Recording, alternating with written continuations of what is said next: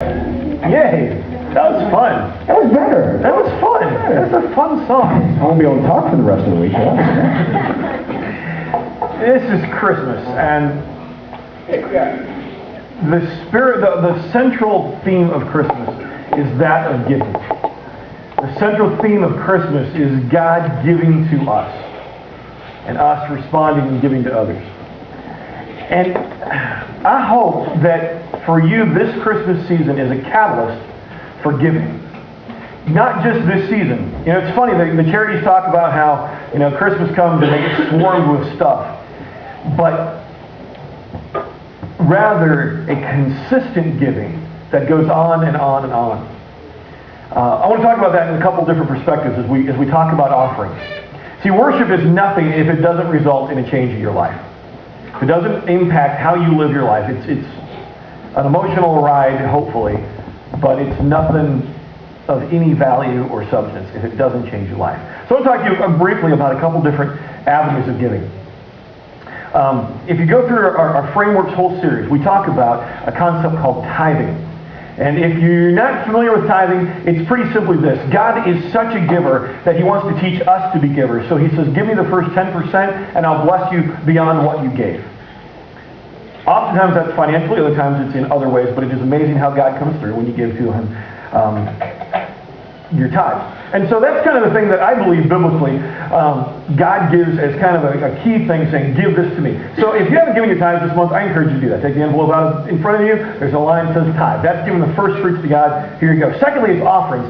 And this is a free will gift that you give to God. This is what supports the life of the experience here.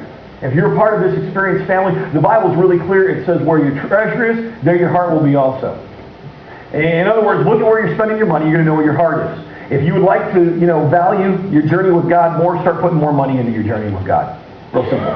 My treasure's over there. I want to know how it does. If I would have bought stock in Enron, I would have been really concerned about Enron. I didn't, so I didn't care that much.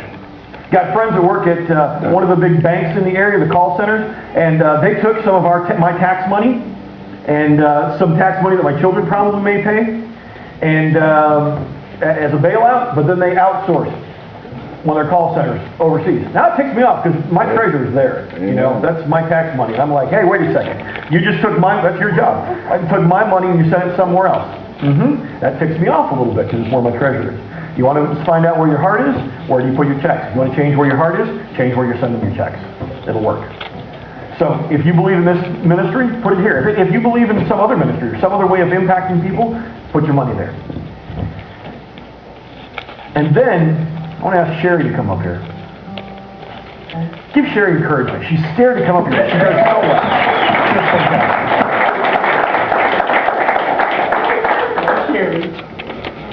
You can tell when somebody starts to get impacted by God because they start thinking outside of themselves. And this Christmas is kind of a catalyst for us. As our project this year, we're kind of adopting homeless and working with homeless shelters in the area to impact the lives of people who have nothing. And that's been on a steep incline this year with the economic conditions. So you should have a list that you got when you walked in. If not, we've got some more that are lists of things that we need to be able to supply some of the shelters with the things that they need. If you'd like to help go deliver, we're doing that after next weekend. Next weekend we'll have some boxes here. If you got big stuff that need to be picked up, Sherry said she'd be happy to come pick up and make deliveries. But there's a list here of stuff that you can bring. Everything from what? Give us a range. Toothbrushes. They need warm clothing, baby items, warm blankets, baby clothes, coats, sleeping bags, toothbrushes, toothpaste, soaps, shampoos, all that kind of stuff that we don't think about sometimes, that these people don't have anything. And, the shelters are overloaded. And money on gift cards? Yeah, and Ed was telling me there's some stores in the valley that will allow them to buy only those basic necessities, that won't let them buy cigarettes and alcohol. I'm not aware of those stores. Ed might know or could find out. I think Walmart, Fred Meyer, Winco. And if you can't get them here by next Saturday, give me a call. We'll make arrangements to come pick them up. And I know that in this family there are some people who are struggling financially. I understand that. I know that. I'm going to tell you, I think some of those powerful Christmas stories and examples of giving that I've seen are people who model to their children that we have a lot. And even though we may be broke and not sure what's going to happen with our car or our house or whatever, we say there are people that are worse off than I am, and we take a little bit that we have and we share. We got 2 bars of soap, unwrapped, unused. We give one. You know, we say, look, and there's something powerful if you take your kids and you say, well, we're giving this to the people who are less fortunate than we are, that are struggling. That tells them a very strong statement. When they look back and they go, wait a second, we didn't have anything. Our cupboards were empty and we were giving to somebody else. You have modeled to them the love of Jesus and sacrificial giving. And so you got a list there. If you have other questions, grab Sherry. She'll try to answer for them or find the answers for you. But let's collect together. You know, you're talking about when Katrina happened, we loaded up basically 2 53-foot semis in a week. And it wasn't just the experienced family, it was community got involved. But get your friends involved. Let's make an impact in some people's lives. But use this as a springboard to be invested in people's lives throughout the entire year. Not just Christmas. Not just one time, but ongoing. Thank you, Sherry. Great job.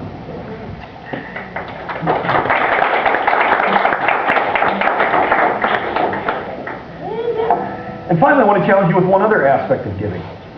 And this is giving for specific needs. In the spirit of Christmas.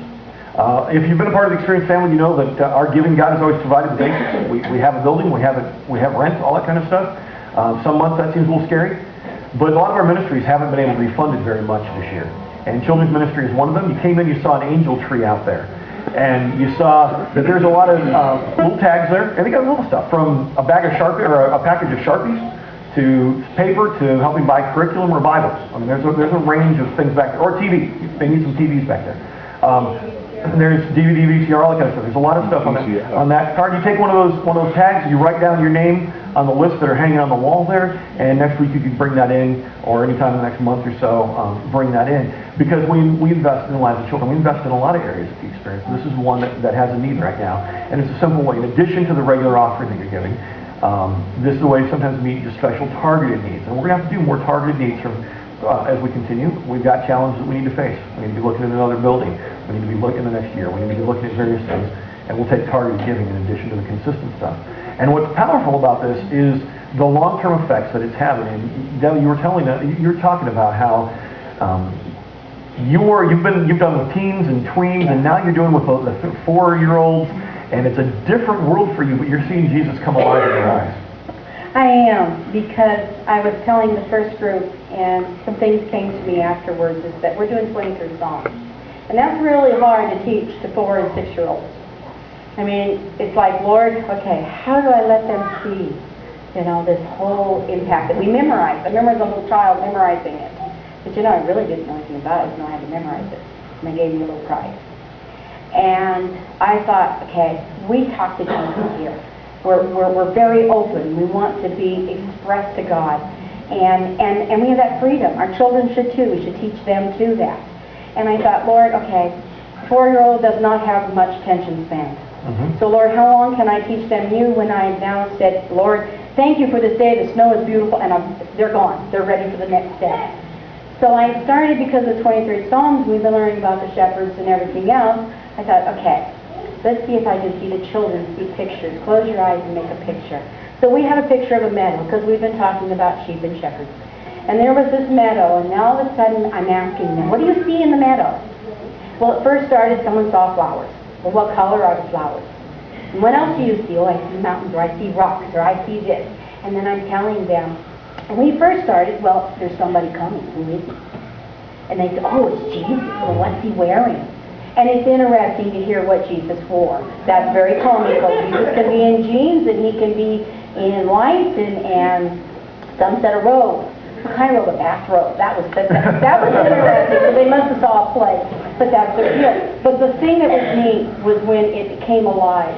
Because the next time we do it, the next sound comes in.